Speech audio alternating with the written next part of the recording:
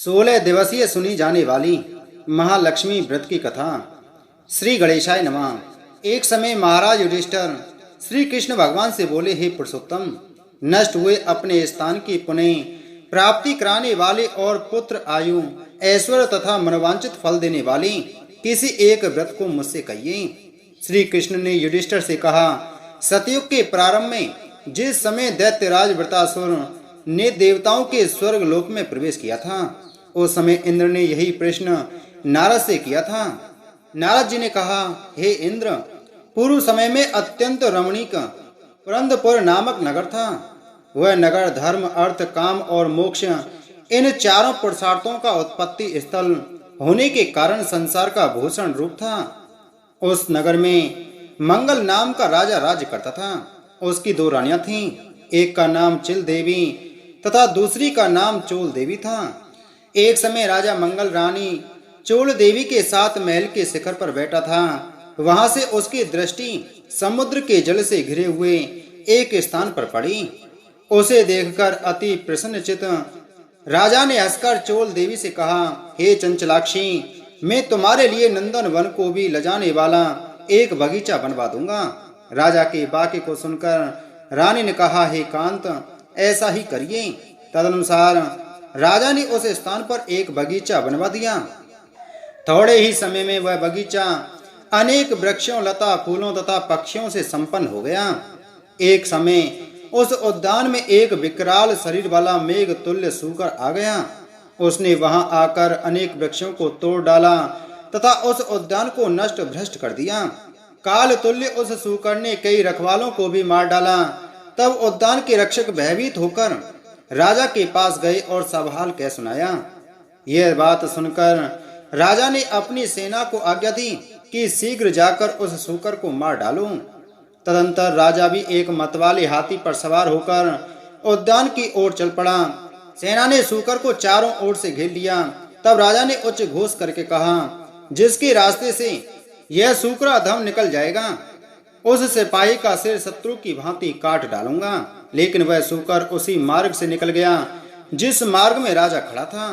उस घोर वन में राजा एकाग्रचित होकर उस सूकर को ढूंढ रहा था। एकाएक सूकर से सामना हो गया। तब राजा ने बाण से उसे घायल कर दिया। बाण के लगते ही सूकर अपने अदम शरीर को छोड़कर दिव्य गंधर्व स्वरूप को धारण कर विमान पर जा बैठा। गंधर्व बोला, हे महिपाल, आपका कल्याण हो। आपने मुझे सूकर योनि से छुड़ाया, सो बड़ी कृपा हो। अब मेरा हाल सुनिए। एक समय ब्रह्मा जी देवताओं से घिरे बैठे थे और मैं उनको तरह तरह के गुणों से युक्त गीत सुना रहा था। गाते गाते मैं ताल स्वर से भटक गया। इसी कारण ब्रह्मा जी ने मुझ चित्ररथ गंधर्व को श्राप दे दिया कि तू पृथ्वी पर जाकर सूकर होगा।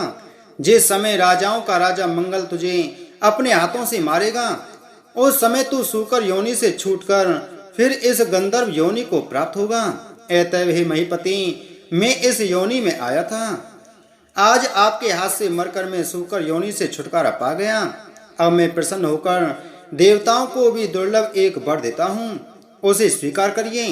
धर्म, अर्थ, काम तथा मोक्ष को देने वाला यह एक महालक्ष्मी व्रत है। इसे करके आप सार्वभौम राजा हो जाएंगे। अब आप प्रसन्नचित होकर अपनी राजधानी को जाइए।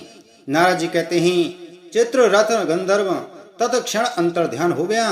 राजा मंगल ज्यों ही चलने को हुआ, त्यों ही एक बटुक बगल में समल मार्ग भोजन लिए दिखाई दिया। राजा ने बटुक से पूछा, तुम कौन हो, यहाँ किस लिए आए हो? बटुक बोला, मैं आपके राज्य का एक ब्राह्मण बालक हूँ तथा आपके साथ साथ ही यहाँ आया हूँ। मेरे योग्य कोई कार्य हो तो बताइए। राजा ने कहा, आज से मैं तुम्हें नूतन कहूंगा।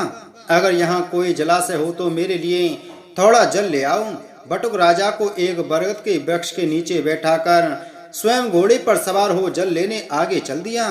थोड़ी ही दूर जाने पर उसे एक अति रमणीक तालाब दिखाई दिया, मानो स्वयं भगवान विष्णु एवं लक्ष्मी जी का निवास स्थान हो। वह तालाब स्वच्छ जल से भरा हुआ तथा कमल पुष्पों से शोभित हो रहा था। तालाब के किनारे अनेक स्त्रियां कथा कह रही थीं। बटुक ने स्त्रियों को अपना परिचय दिया तथा उनसे व्रत कथा के बारे में पूछा। स्त्रियों ने कहा, हमने महालक्ष्मी जी का व्रत किया है। सो उनकी कथा कह रहे हैं। स्त्रियों ने बटक को व्रत की विधि तथा फल बताया। स्त्रियों ने कहा कि तुम इस व्रत को करो तथा अपने राजा से भी कराओ। यदि कोई उत्तम व्यक्ति मिल जाए तो उससे भी व्रत कराओ, किंतु नास्तिकों के सामने यह व्रत कभी न कहना। वह बटक स्वयं पानी पी एवं घोड़े को पानी पिला राजा के लिए जल लेकर घोड़े पर सवार होकर चल दिया। राजा को जल देकर उक्त व्रत का महत्व बताया और अनेक प्रकार की सामग्री एकत्रित करके राजा से व्रत कराया। तदंतर वह राजेंद्र घोड़े पर सवार होकर ब्राह्मण बटुक के साथ अपनी पुरी के निकट पहुंचा। अपने राजा को आते देखकर पुरवासियों ने तुरही आदि बाजों को बजाते फूल मालाओं से उनका स्वागत किया। स्त्रियों के द्वारा फेंके हुए धान के लावों से पूजित हो उस ब्राह्मण बटुक के साथ राजा मंगल अपनी पटरानी चोड़ देवी के महल में गया। जाते ही रानी ने राजा के हाथ में एक डोरा बंधा देखा। इस पर रानी ने अत्यंत क्रोधित होकर कहा कि मालूम होता है राजा शिकार के बहाने किसी दूसरी स्त्री के पास गया था। उसी के सौभाग्य के लिए राजा ने हाथ में यह डोरा बांध रखा है। उसी का भेजा यह ब्राह्मण बालक भी मुझे देखने यहाँ आया है। ऐसा विचार करके चोल देवी ने राजा के हाथ में बंधा डोरा तोड़कर पृथ्वी पर डाल दिया। संयोगवश उसी समय चिल देवी की एक दासी कुछ देखने आई थी। उसने वह डोरा उठाकर उस ब्राह्मण बटुक से उसका कारण पूछा। बटुक ने दासी को सारी बात बताई और व्रत के बारे में भी बताया। तब दासी ने चिल देवी के पास जाकर वह व्रत बताया और ब्राह्मण को बुलाकर विधिवत महालक्ष्मी जी का उत्तम व्रत व पूजन किया। 1 वर्ष बाद महालक्ष्मी के दिन चिल देवी के महल में बाजाओं का शब्द हुआ। यह शब्द राजा मंगल ने भी सुना। तब राजा को महालक्ष्मी के व्रत का ध्यान आया और वह बटुक से कहने लगा, अरे आज महालक्ष्मी की पूजा का दिन है, मेरा वह डोरा कहाँ है? यह पूछने पर बटुक ने चोल देवी के द्वारा डोरा तोड़े जाने की बात बताई। यह सुनकर राजा चोल देवी पर कुपित हुआ और कहने लगा, आज मैं चिल देवी के साथ ही पूजन करूंगा। तब राजा बटुक के साथ चिल देवी के महल गया।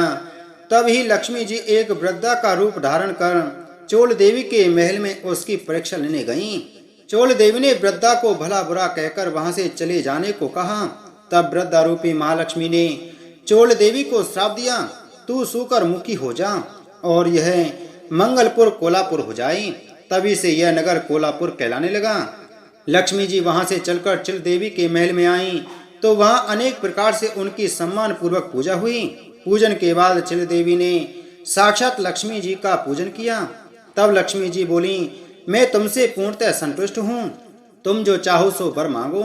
चिल देवी ने कहा, हे सुरेश्वरी, जो आपका उत्तम व्रत करे उसका घर आप कभी न त्यागें तथा कथा पढ़े या सुने उनको भी आप मनोवांछित फल दें। महालक्ष्मी जी तथास्तु कहकर अंतर्ध्यान हो गईं। राजा ने भी चिल देवी के साथ पूजन की। उसी समय ईर्षावश चोल देवी भी चिल देवी के यहाँ चली आई, जबकि द्वारपालों ने बहुत मना किया, फिर भी एक न मानी। चोल देवी ने वहां का हाल देखकर न जाने क्या सोचा और अंगरा ऋषि के यहाँ आश्रम में चली गईं। महर्षि ने चोल देवी का कुरूप चेहरा देखकर उससे महालक्ष्मी का व्रत पूजन कराया। महालक्ष्मी की पूजन व व्रत के प्रभाव से वह लावण्य युक्त सुंदर स्त्री हो गई। किसी समय राजा ने शिकार खेलते हुए अंगरा मुनि के आश्रम में सुंदर रूप युक्त तथा चंचल नयनों वाली स्त्री को देखा। उसे देखकर राजा ने पूछा, यह दिव्य रूप धारिणी स्त्री कौन है? मुनि ने चोल देवी का सारा हाल बताकर उसे राजा को सौंप दिया। तब राजा नगर में आकर चोल देवी और चिल देवी के साथ अनेक प्रकार के सुख भोगने लगा। चिरकाल तक राजा सप्तद्वीपों से युक्त पृथ्वी पर राज्य करने लगा। महालक्ष्मी के व्रत के प्रभाव से बटुक राजा का मंत्री बना।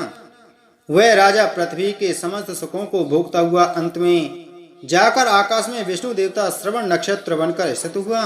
नारद जी बोले, हे इंद्र, सब व्रतों में उत्तम व्रत मैंने तुमसे कहा है, जिसकी कथा मात्र सुनने से मनवांछित फल प्राप्त हो जाता है। जिस प्रकार तीर्थों में प्रयाग, देवताओं में भगवान और नदियों में गंगा पुनीत मानी जाती हैं, उसी प्रकार यह व्रत सभी व्रतों में उत्तम है। हे इंद्र, धर्म, काम और मोक्ष की इच्छा से तुम भी इस व्रत को करो। इसके करने से महालक्ष्मी धन, धान्य, कीर्ति, आयु, यश, पुत्र, पौत्र आदि सब कुछ देती हैं। श्री कृष्ण युधिष्ठिर से बोले, हे युधिष्ठिर, नारद जी द्वारा कहा गया यह व्रत देवराज इंद्र ने किया। आप भी इस व्रत को करें तो अवश्य ही मनोवांछित फल की प्राप्ति होगी। यह कथा श्री कृष्ण भगवान ने महाराज युधिष्ठिर से कही थी। अतः मनोकामना सिद्धि के लिए सभी लोगों को यह व्रत करना चाहिए।